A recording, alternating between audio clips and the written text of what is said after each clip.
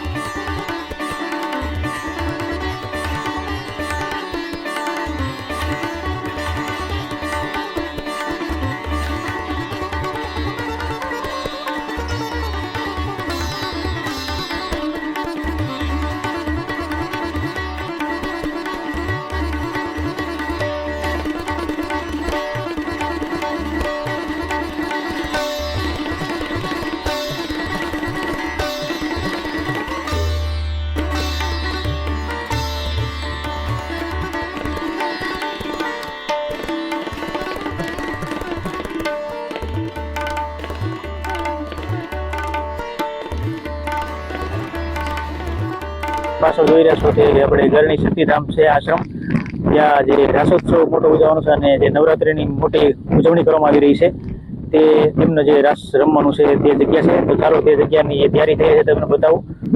અહીંયા ફૂલ જોશમાં તૈયારી શરૂ થઈ રહી છે।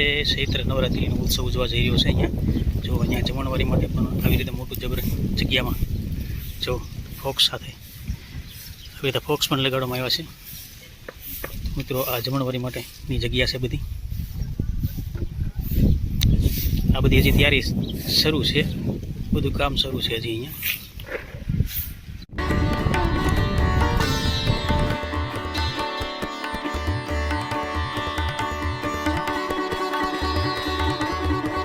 આપણે જઈ રહ્યા છીએ જે સ્ટેજ બનાવ્યું છે ચૈત્ર નવરાત્રિની અંદર જે રાસ પ્રોગ્રામ, ભવ્ય પ્રોગ્રામ, અનેક કલાકારો અહીંયા આવે છે।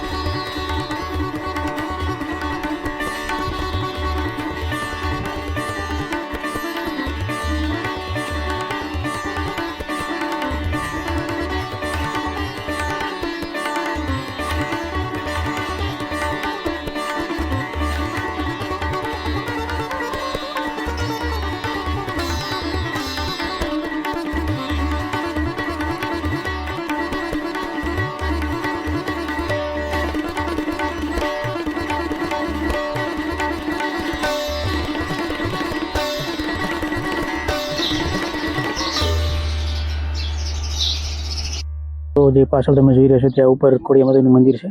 ત્યાં પણ જઈને દર્શન કરાવીશ અને આજુબાજુમાં ગૌશાળા છે તે પણ તમને બતાવીશ. તો ચાલો આપણે આગળ જઈએ.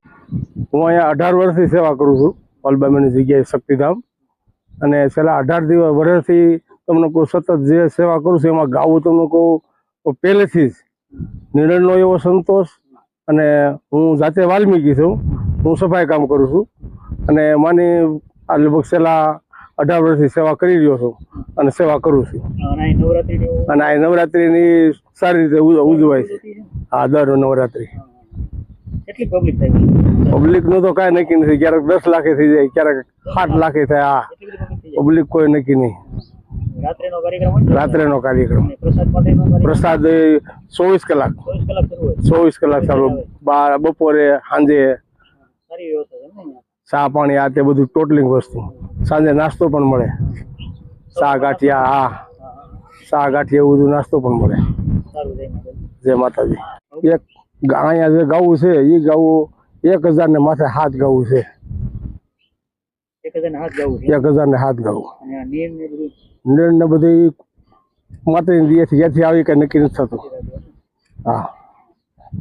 તો મિત્રો, આ જગ્યા કેટલી જૂની છે તમે આ મૂર્તિઓ જોઈને પણ તમને ખ્યાલ આવી જશે કે આ જગ્યા કેટલી જૂની છે. જો